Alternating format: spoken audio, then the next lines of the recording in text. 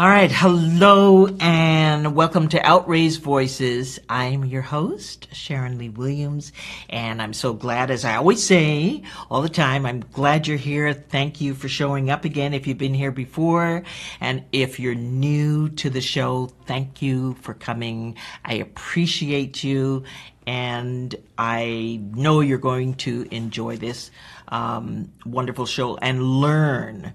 That's what we're here to do. We're here to learn. Our CEOs bring conversation, education, and outreach. So that's what we're doing today. And I'm keeping it brief today. So thank you. Our CEO today is Mariama Lockington. Now, Mariama is an author, she's an educator, and a transracial adoptee. But it doesn't stop there. You know, there's no period after that because she writes poetry. And I wanted to ask her, I think I got this wrong. I know you're at the University of Kentucky, but I'm not sure as a level of professor, University of Kentucky. Oh, no, I'm a staff member. A staff member? Okay. Yes, sorry. She's a staff member at the University of Kentucky and the winner of the 2024 Schneider Family Book Award. So Mariama is just Mariama. She's all that and a bag of chips, as they say. So, okay. Mariama is going to share her journey through being a transracial adoptee to becoming the person she's grown up to become. And we're going to hear the journey from, we're going to hear her journey. And I guess that's where we'll start. Hi, Mariama. And thank you for being here.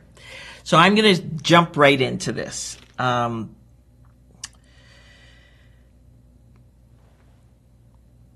I want to take you back to your first memory of being with your adoptive family. Well, that's a great question. Well, first of all, thank you for having me, Sharon Lee. It's a pleasure. And thank you for that lovely introduction. The first memory. So I was born in 1984. I'm an 80s baby. Or a dowager millennial, as I like to say. Elder millennial is what the newspapers are calling us, but dowager just sounds, I don't know, it sounds more fancy. Oh, gosh, I have to keep up. I know, I'm approaching, we're in our 40s now. So, we're elder millennials, dowager millennials. But I was born in 1984 in Atlanta, in Georgia.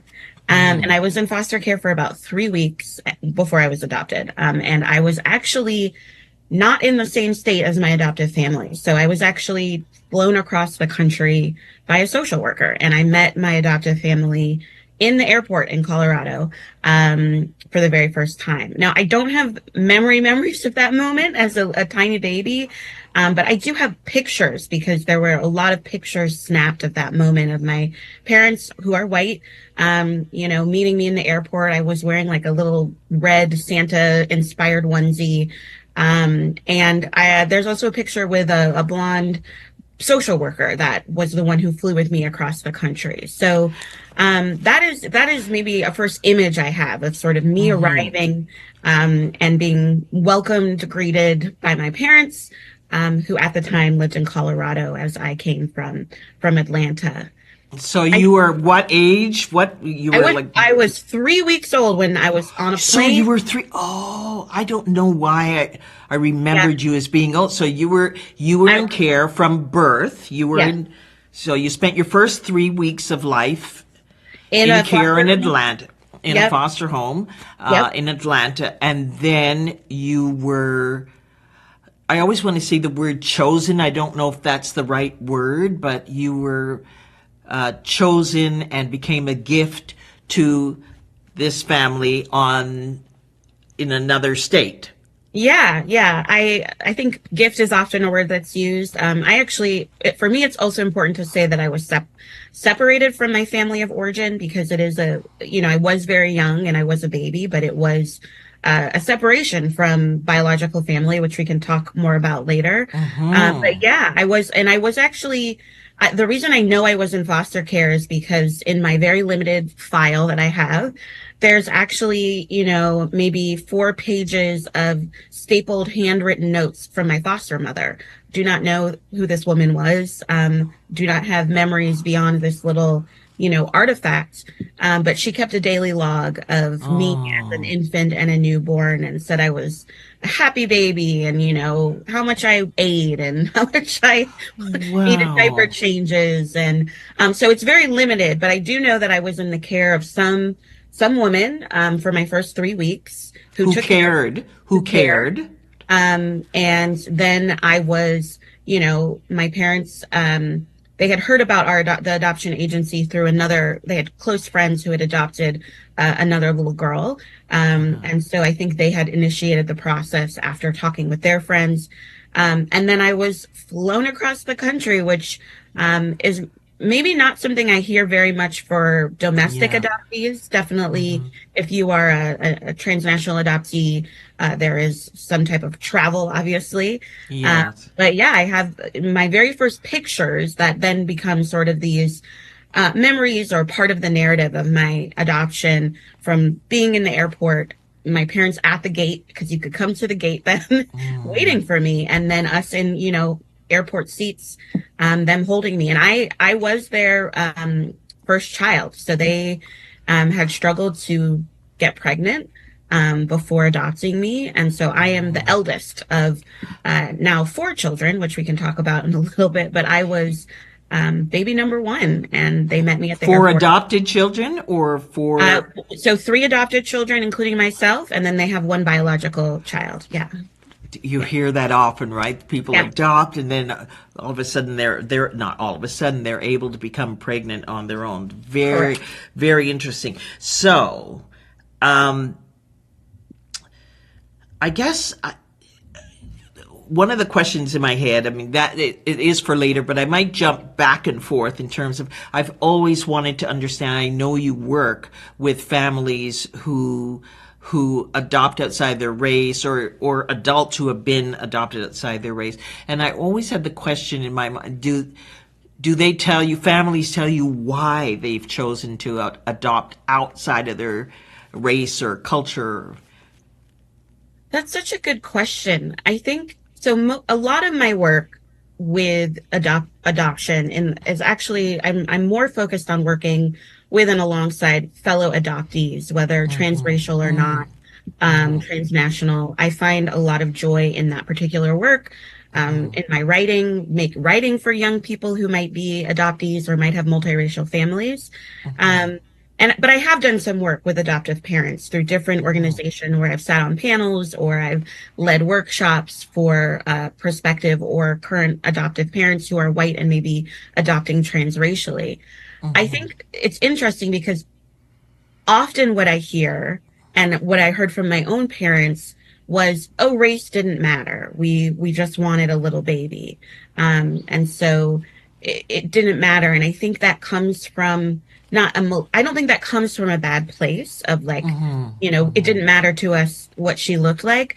But I do think that for me in my own journey as an adoptee growing up, a transracial adoptee, that actually was not helpful to me to just hear like, oh, we didn't even think about it because, I think my parents and possibly other adoptive parents think that that's an accepting, loving thing to say to adopt like a colorblind attitude, right? You're just the same as, my sister who came along 2.5 years later and who's my parents' biological child.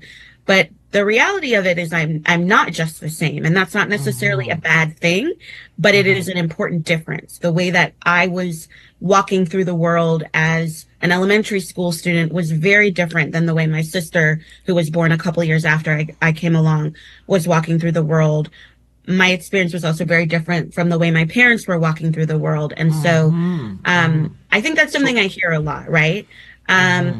Is, well, it didn't matter to us. We just wanted a baby and we just, or I heard occasionally I hear people saying, I know there are a lot of young Black children specifically who are either needing homes and and who need homes. And So that's a reason. And then there are parents who, don't necessarily plan to adopt transracially, but, go to an agency or a private adoption and are sort of, um, you know, influenced to, we've got, this child available right now or this potential match for you. And so I think it really It depends. depends on. Yeah, and I do think every case is probably different and there's nuance Yes. and some people are dealing with infertility and this is the route that they've come, and that's nuanced and tricky too. And then, I think my mom told me once that she saw Martin Luther King speak and just always knew she wanted to adopt a child of color, a black child. And this was from a very long ago conversation. So I don't have a ton of memory of it. Um, Because I've spoken with parents who have adopted within their race, or I had a friend of mine whose daughter is biracial because that was her husband is white and she was black, and they wanted someone who represented their family, as well as another woman, Robin, who adopted within the white race because she felt comfortable doing that. And it is, of course, easier to do that for the child as well as the parent. So I guess there are a number of answers to that, why people do that. And I could see somebody saying, yes, I've watched Martin Luther King, but being colorblind when, it's a learning. We're all learning, yeah. because even as adults, we hear people say, I don't see color. Yeah. And I think it's a really common thing to hear. I Yes. will say that in more recent years, maybe in the past 5, 7 years, when I have done work with adoptive parents, it's really important for me to say, obviously you want to love your child and you want to understand their experiences, but also you have to get comfortable with being uncomfortable with the things you just are not going to know, right? Right. And it's not a failure and it's You're right. not something for you to take personally and sort of internalize, but it's something to know that that no matter how much you may love your child that you've Yes. adopted who might is not the same race as you, you're not going to be able to protect them from everything and you're not going to be able to fully understand their experiences. But the most Right. important thing that you can do, even if you're uncomfortable, is when they come to you and say, hey, this person on the playground told me I was only half human because they saw that the palms were a different color than the rest of my hand.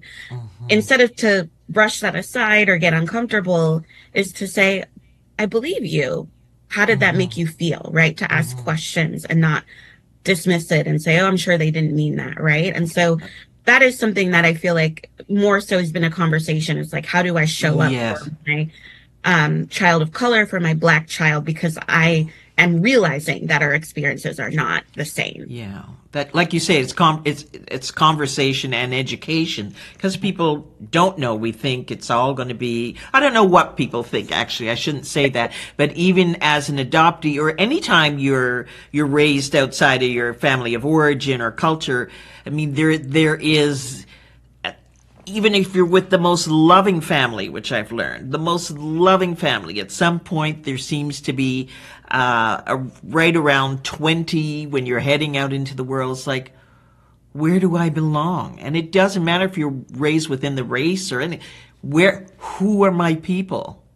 Where do I? There's always that space there. There's that space that says, who am I?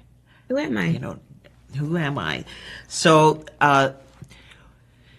when you talk about being on the school ground, did you go to church? Was church part of your experience?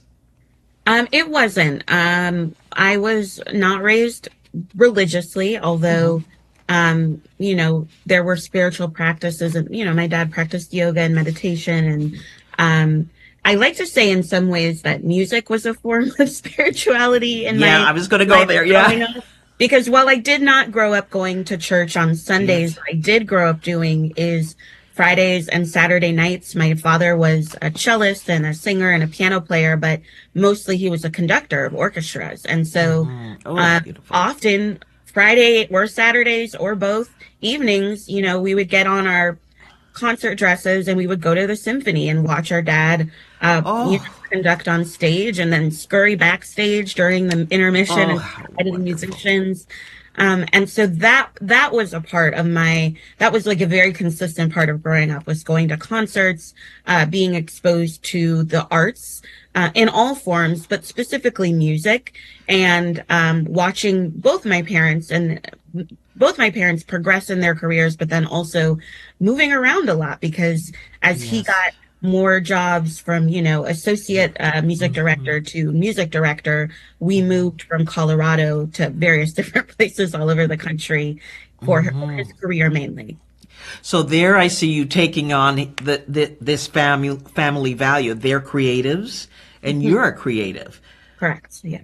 So do you ever wonder, because I know you're in the process of looking for your biological parents. I mean, that something comes up in your head and goes, I wonder if they're, my biologicals were creative. I mean, or do we just take on this family, we're there and we take Yeah. that on, and it's a beautiful part of it. I mean, that's awesome. Yeah, so Awesome. it's the nature versus nurture conversation, right? Does that come Yes. from, Thank you for saying DNA that. Yeah. and passed down, or is it from, just the environment I grew up in? I do know from, again, I have a file from the adoption agency that's non-identifying information. So it doesn't have names or addresses or anything.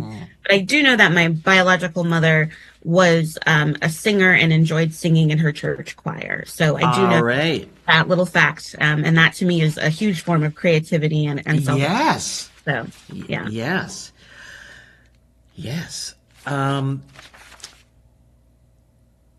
so I wanted to ask, while you were growing up, did you have a mentor? Who became your mentor within that situation? It's not. I don't want to say situation. It's your family. It's Yeah, your family dynamic. correct. So, did you have a mentor within your family, or within your outside of your family, or and were you around other black families, or Um, so yes and no. I mean, I think growing up in the 80s and 90s, which were the primary parts of my childhood, I was not around Black families very much. I was around other children who were adopted.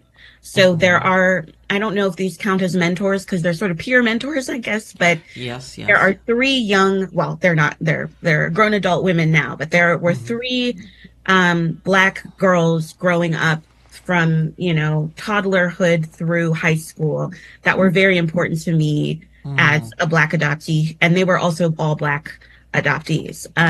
So I think I mentioned when I was adopted from the same agency as my parents' friends. And that little girl and I kind of grew up together, at least in Colorado. And she was also a Black adoptee from the same agency. And we've stayed in each other's lives. We don't talk every day, but I went to her wedding and we've stayed in each other's lives over the year. And so having that friend as a young person, especially in elementary school, and being able to say, oh, well, her family looks a little like my family, was really important to me. And Do then you have the conversation with her about blackness and being within that environment, or that when Not does so that come up? much, not so much with her, because again, we were very young, and our relationship now is, I think will always care about each other and be able to get in contact with each other, but we're not close on an everyday Oh, basis. okay. I Okay. think the next friend that I had that I met in sort of upper elementary, middle school, and I like to say this because my first book is not memoir, but it's based on my experiences growing up as a Black adoptee. The friendship in that book is very much inspired by my friendship with this friend that I have when we lived in Baltimore. And so she was an adoptee from Brazil, and we met in an adoptee like play group. And we became such fast friends. And then when we moved away from, again, we moved to New Mexico. we were pen pals for years and years and years. We would visit each other, and we were at each other's weddings. And whenever I can, I try to see her, and we're still in contact to this day. And she's someone who, because it was upper elementary into middle school, I didn't always have the language to talk about exactly the things that were happening to me or I was experiencing, right? I didn't know what a microaggression was. Right. I just know that I felt weird or uncomfortable or some violence sometime when people said things to me or whatever.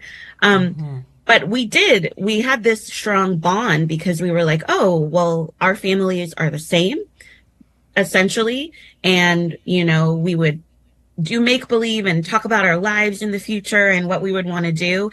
And then into teenagehood, it also became really important to talk about how we were starting to form our identity around our Black identities, for her transnational identities, and how we were, talking about all the things teenage girls talk about. And then also, knowing like I have this BFF who, even though we don't live in the same place, I know she's still there and she's read my books. And oh, that's cool. Yeah. So I have people like that. And then I had another really dear friend who I met in high school.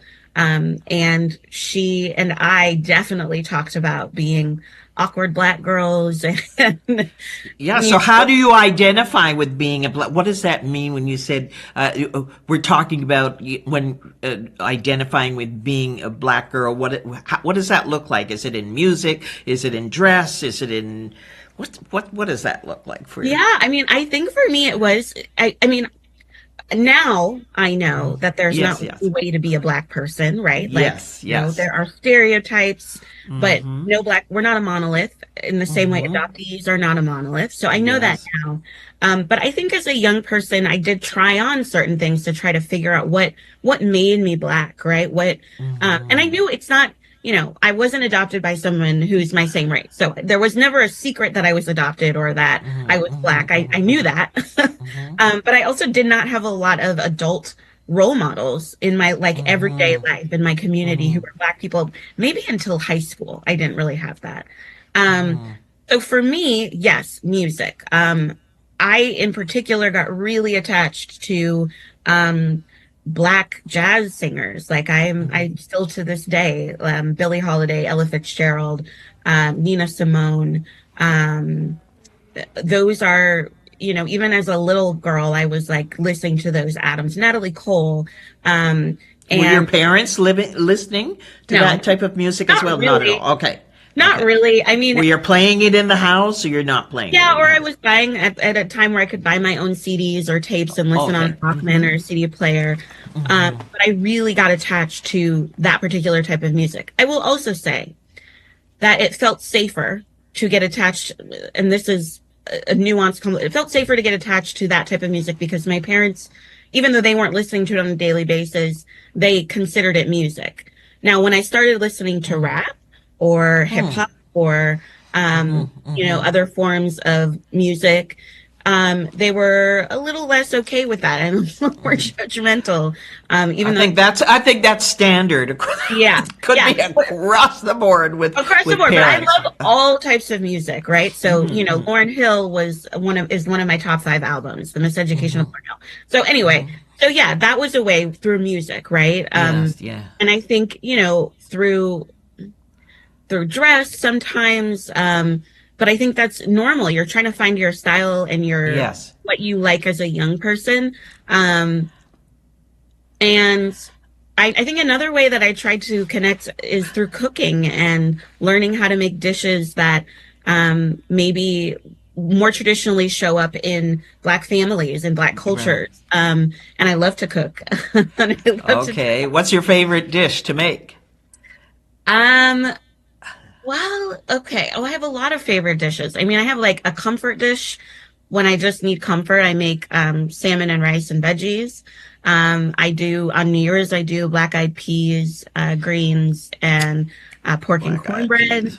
On Christmas, I do a braised, short ribs that are like miso braised. Like, so now I do lots of different things. You do lots of things. Yeah. So See, I said I knew there was going to be a I know. lot to Sorry, talk just about with cut you. me off. So, what does rebel Mariana look like as a teenager? Did you rebel at all?